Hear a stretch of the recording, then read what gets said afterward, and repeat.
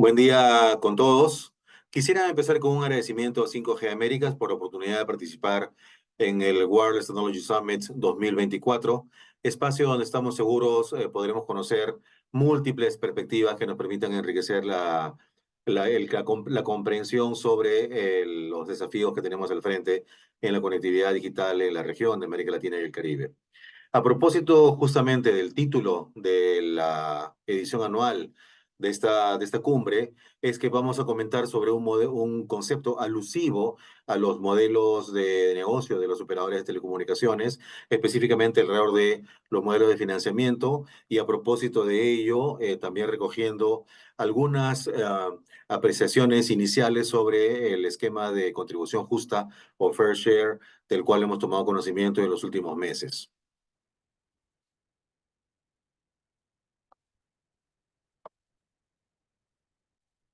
Bien. Ah, entonces, vamos a comentar sobre los modelos de financiamiento emergentes frente al crecimiento exponencial en el tráfico de Internet. Entonces, ¿dónde nos ubicamos en el ámbito de desarrollo tecnológico? Primero, recordemos que hace apenas pocas décadas tuvimos durante muchos años un servicio que permaneció fundamentalmente sin cambios durante muchísimo tiempo. Hablamos de la telefonía, ¿no? Acá tenemos una imagen que corresponde a inicios del siglo pasado, pero si bien es cierto, existen algunas funcionalidades específicas complementarias surgidas con el paso del tiempo, en buena medida lo que teníamos al frente durante prácticamente un siglo fue un servicio de telefonía que permitía la comunicación a distancia de voz entre una persona que estaba en un lugar de origen y una persona que estaba en un lugar de destino. Hoy, ya bien entrado el siglo XXI, nos enfrentamos a los servicios 5G que cada vez empiezan a manifestarse en los países de la región y que se traducen en una serie de servicios que van emergiendo, que van surgiendo en múltiples ámbitos de la vida de las personas, de las empresas y de los países. Por ejemplo, en el ámbito de la educación, veremos seguramente en un futuro no lejano cómo ésta se transforma en el ámbito, por ejemplo, de la educación escolar. Luego también en el ámbito urbano, la vida urbana, cómo va a tener un cambio radical en el futuro no lejano, si es que no lo venimos observando ya en algunas ciudades de la región, y también, por supuesto, en el ámbito de la salud. Y según previsiones internacionales, será al cierre de la presente década que empezaremos a ver casos de uso de 6G, es decir,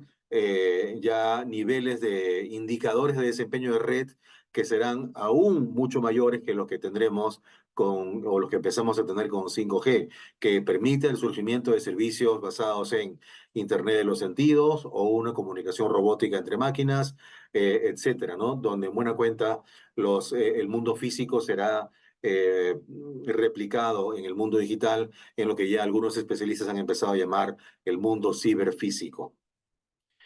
Y todo esto lo que significa es que ya no estamos hablando de una relación entre un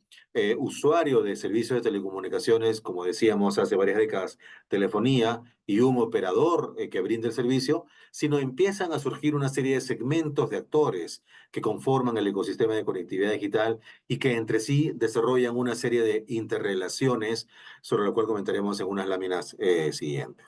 En buena cuenta, tenemos que el desarrollo tecnológico eleva de forma exponencial el impacto de la conectividad digital a través del bienestar de las personas, de la productividad de las empresas y en última instancia en la competitividad de los países. Y de esa forma estimula también la presencia de nuevos actores y nuevos modelos de negocio en el ecosistema de conectividad digital.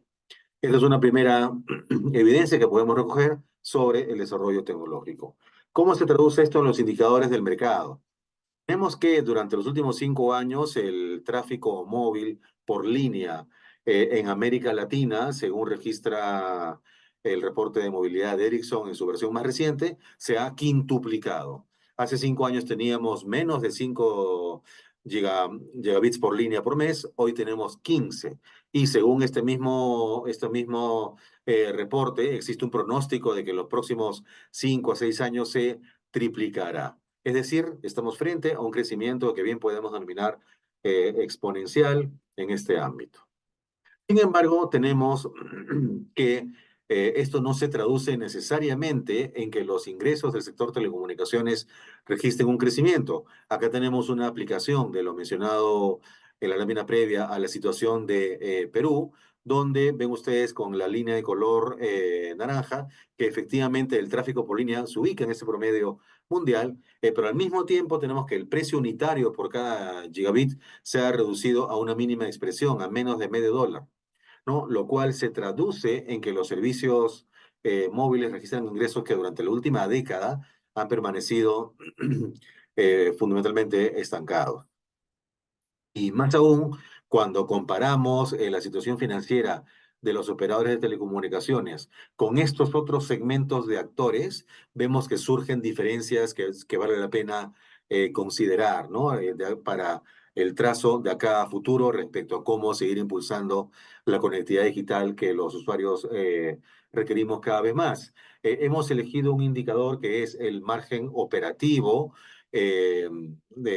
a partir del estado de ganancias y pérdidas de los operadores, y hemos seleccionado a una lista muy corta de operadores que representan el 85% de las líneas móviles en América Latina. Y es para esta selección de operadores, muy representativa de la región, tenemos que los márgenes operativos se han movido alrededor de 15% durante los últimos 5 años. En cambio, si recogemos la información sobre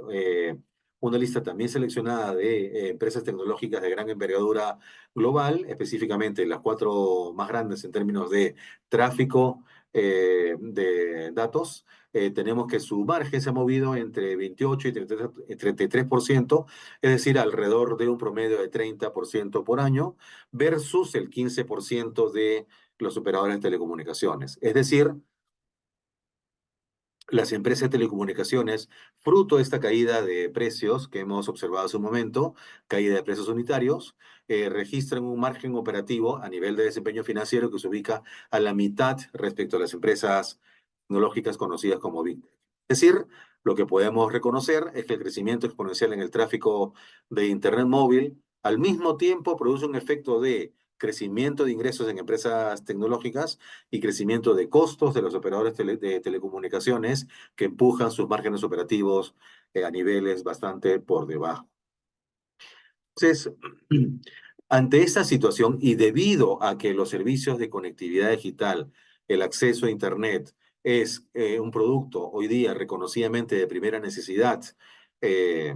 a nivel global y en particular en la región de América Latina y el Caribe, sobre todo desde luego del impacto de la pandemia hace unos años, ¿qué rol puede plantearse en la política pública para lograr que esta situación no genere una exacerbación de brechas? Justamente lo que tenemos aquí es también aplicado a una realidad específica, el mercado de Perú. Tenemos que el acceso a 4G a nivel de promedio nacional se ubica alrededor del 65% respecto a la población de 2 años o más, que es el rango etario a partir del cual empieza a ser definidos los ciudadanos como usuarios de servicios de telecomunicaciones. Decía, se ubica alrededor del 65% a escala nacional, pero cuando desglosamos este indicador entre el ámbito urbano y rural, tenemos por un lado la buena noticia de que en los últimos años esta brecha se ha reducido. Tenemos hace 4 años una brecha de alrededor de 40% de distancia entre ambos casos, que se ha reducido a 20%, pero precisamente el desafío está en que esta diferencia, esta brecha todavía impone un desafío a nivel de la política pública. De manera un poco más amplia, también aplicado al caso de Perú, tenemos que el número de usuarios de 4G ha aumentado de 12 a 18 millones, un 50%. Sin embargo, subsiste 10 millones de peruanos de 12 años o más que no utilizan el servicio 4G. Es decir, sea que vivan en centros poblados sin 4G y por lo tanto persista el desafío de expansión de cobertura, pero también en centros poblados que ya cuentan con cobertura de 4G, pero por razones diversas los usuarios todavía, los ciudadanos todavía no acceden a este servicio. Ante ello, ¿qué alternativas, qué caja de herramientas dispone la política pública. Podemos tener dos enfoques, uno vinculado con la optimización de costos y otro vinculado con las fuentes de financiamiento. En ambos casos, partiendo de la evidencia mostrada láminas previas respecto a que existe una fuerte presión financiera que los operadores de telecomunicaciones se enfrentan para poder responder ante un crecimiento de las inversiones necesarias en el sector, frente a un estancamiento de los ingresos motivado por las razones ya citadas. Entonces, en el primer caso, tenemos para empezar un proceso intenso de desregulación, es decir, nos encontramos ante servicios absolutamente innovadores, un escenario radicalmente distinto a lo que teníamos hace apenas una década, y más aún en lo que se vendrá con los servicios 5G dentro de un plazo cada vez más inmediato. Entonces, la desregulación es un paso inminente en el cual diversos países de la región han avanzado de forma significativa. Vinculado con eso, la implementación de sandbox regulatorio. Ahí sí, la región todavía no ha dado muchos pasos a este respecto, pero ya existe alguna experiencia en Colombia, existe algunos avances normativos en el Perú que deberían traducirse en su pronta implementación, pero es una herramienta que permite, a partir de experiencias que se vayan construyendo, identificar mayores espacios de desregulación. Un tercer caso es una asignación de espectro radioeléctrico que tenga un carácter no recaudatorio. Allí también diversas experiencias de la región van caminando de forma consistente en esta dirección, pero podríamos añadir un cuarto elemento, ¿no? Que es, no es suficiente que tenga un afán no recaudatorio, sino que además los compromisos de obligación de expansión de cobertura y renovación tecnológica asociados a la asignación de espectro radioeléctrico debieran tener un dimensionamiento bastante racional, ¿no? Que sean acometibles en cuanto a envergadura y en cuanto a plazos por los operadores de telecomunicaciones. Esto respecto a optimización de costos. Y en cuanto a fuente de financiamiento, una redefinición del Fondo de Servicio Universal, debido a que nos encontramos frente a nuevos tiempos, ya no estamos en el escenario de donde las restricciones tecnológicas para que los operadores puedan entrar a cada vez más centros poblados estuviera muy, muy latente. Esto ha cambiado mucho, entonces existe un espacio de reflexión sobre cómo replantear el futuro del Fondo de Servicio Universal, tomando en cuenta, entre otros aspectos, que eh, el tiempo que puede pasar entre el momento de la recaudación de esos fondos del sector, precisamente, hasta el momento del inicio de operaciones de las redes financiadas con dichos fondos, pueden pasar muchos más años de lo que los usuarios estamos dispuestos a tolerar. Lo segundo, vinculado con lo anterior, aunque de manera un poco más amplia, es la posibilidad de sustituir obligaciones económicas que tienen los operadores frente a la autoridad, uno de los cuales es los aportes para el Fondo de Servicio Universal, que todo esto pueda ser sustituido, que pueda ser reemplazado por obligaciones en conectividad. En estos dos aspectos estamos hablando nos estamos refiriendo a la relación público-privada. Y un tercer elemento que surge es el esquema de contribución justa, del cual hemos venido escuchando en la región en los últimos meses, o Fair Share por su nombre conocido en inglés, que alude a cómo entre los privados que participan en este ecosistema de conectividad digital, que ahora reconoce a diversos segmentos de actores, puede haber un espíritu colaborativo para favorecer la sostenibilidad de las inversiones en las redes de telecomunicaciones. En buena cuenta, tenemos un rol de la política pública, un rol reciente, bastante orientado a identificar herramientas innovadoras, es decir, capaces de recoger la evidencia que la realidad de nuevos servicios eh, impone para sostener el financiamiento de las inversiones, tanto en expansión de infraestructura, donde haga falta, donde la cobertura aún no llegue, como la renovación tecnológica para reemplazar los servicios basados en tecnologías que ya cada vez van siendo obsoletas por tecnologías de mayor avanzada, ¿no? Entonces, ¿cómo financiar las inversiones necesarias para responder ante el crecimiento exponencial en el tráfico del Internet? Es una interrogante a ser atendida cada vez más por los formuladores de política pública. En ese sentido, entramos un poco más en detalle sobre el Fair Share, ¿no? Eh, lo que tenemos es que las redes de telecomunicaciones, que como decíamos hace un momento, décadas atrás, muchas décadas atrás, fundamentalmente proveían el servicio de una central de telefonía que permite la conexión entre dos personas, un originario de la comunicación de voz y un destinatario, ahora tenemos una situación en la que el acceso a Internet conecta a los usuarios con lo que denominamos las OTT, los operadores de servicios tales como contenidos audiovisuales o similares, ¿no? Entonces, ¿qué ocurre? Que allí tenemos, ya podemos distinguir, conforme el mercado va evolucionando a escala global, a una lista relativamente corta de OTTs de gran envergadura a escala global que explican un volumen del tráfico altamente significativo, también a escala global, más del 50%, complementado con una lista muy extensa de OTTs de envergadura pequeña, ya sea a escala de los países o a escala de regiones dentro del mundo, ¿no? Entonces, tenemos esta forma en que las redes de telecomunicaciones ahora aportan valor en ambas direcciones. Y lo que encontramos es que según un informe de la Unión Internacional de Telecomunicaciones, esto provoca una seria asimetría entre los operadores de telecomunicaciones y los OTT. Por ejemplo, la fuente de ingresos para los operadores de telecomunicaciones siguen siendo hasta ahora basadas únicamente en los usuarios finales, mientras que en buena medida, en buena parte, los OTT tienen los ingresos tanto por el lado de usuarios finales como por la venta de publicidad durante la transmisión de sus contenidos. Eso por el lado de ingresos y por el lado de costos, una serie de diferencias también que reflejan una asimetría, como por ejemplo la contribución al Fondo de Servicio Universal, como por ejemplo el grado de exposición a regulación de usuarios o como por ejemplo la escala con la cual opera cada uno de estos segmentos de actores. De ello, plantea la Unión Internacional de Telecomunicaciones. Primero, lo que define es que existe si bien existe una diferencia entre los eslabones que cada uno de estos segmentos ocupa en el ecosistema de conectividad digital, precisamente en tanto conforman una misma cadena de valor, tienen un fuerte grado de interdependencia que además es bastante complejo.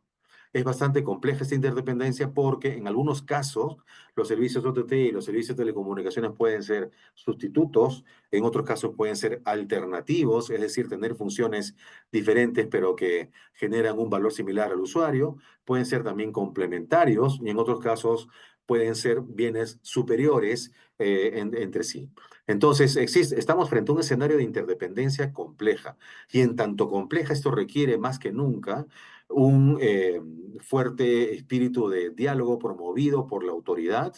para respaldar sus decisiones no solamente en un análisis técnico sobre el impacto regulatorio que cada medida puede tomar, sino complementar ese análisis técnico con una conversación permanente con los actores para reconocer los modelos de negocio que están vigentes y aquellos que sean emergentes. Y este tipo de dinámicas de conversación público-privada debiera conducir, plantea la Unión Internacional de Telecomunicaciones, a decisiones como, por ejemplo, establecer una desregulación de servicios de telecomunicaciones que reduzca, que contribuya con reducir la asimetría que mencionamos en la lámina previa. Y en ese mismo sentido, también anima a la Unión Internacional de Telecomunicaciones a que las autoridades nacionales construyan una relación de colaboración entre los operadores de telecomunicaciones y las OTT para promover un escenario de competencia justa. Si este tipo de elementos son tomados en cuenta partiendo de un análisis técnico, como siempre ha ocurrido a nivel de la autoridad, complementado con un diálogo permanente público-privado con los diferentes segmentos de actores en el ecosistema, se puede lograr un ingrediente fundamental que es la sostenibilidad de las inversiones que permita no solamente expandir los servicios, sino también facilitar la innovación de estos, ¿no? Y por lo tanto, el lograr la visión de países con ciudadanos conectados que impulsen, por lo tanto, el bienestar de las personas, la productividad y la innovación en las empresas y, en última instancia, la competitividad de países, es decir, no otra cosa que el desarrollo de los países. De manera que esto es lo que nos interesaba compartir. Quisiéramos concluir que eso no permite tener ya posiciones absolutamente tomadas. Este escenario que hemos manifestado en láminas previas se encuentra en progreso, se encuentra en construcción y por lo tanto nos animamos a más bien a haberlos presentado para invitar a algún rumbo que puedan tomar las reflexiones. En primera cuenta, mencionamos que en estas dos primeras décadas que llevamos del siglo XXI, los servicios de telecomunicaciones han sufrido una transformación